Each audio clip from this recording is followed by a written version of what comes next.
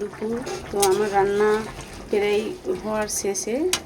দেখো এটা মাছের ঝোল বসছে, মাছের ঝোলটা প্রায় হতে যায়।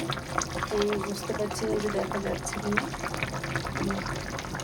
যে পুরো কাতলা মাছের ঝোল এটা হওয়ার মধ্যে হচ্ছে, এখানে ভাতও হয়ে যাচ্ছে।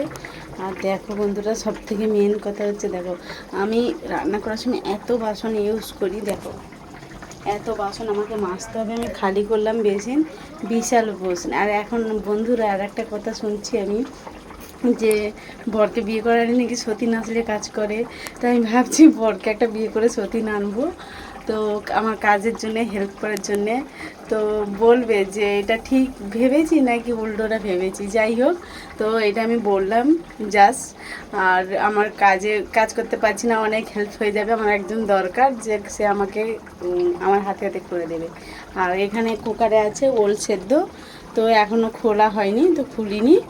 আর ভাজা তো আর রয়েছে একটা, আমি সেটা দেখাচ্ছি না, ফ্রিজে রয়েছে।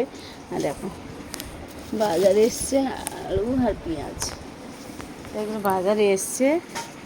আর এই যে বরবটি, এই যে কুঁদরি।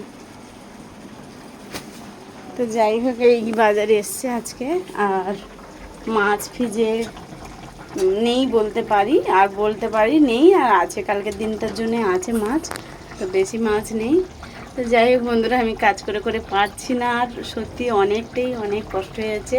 আর তোমরা কমেন্টে বলবে যে বরকে ভাবছি বিয়ে করাবো, যে একটা সতীন আনবো ঘরে কাজ বাজ করার জন্য, ঠিক আছে? তো এই ভাবনাটা কেমন সেটা কমেন্টে জানাবে। চলো টাটা, বাই বাই।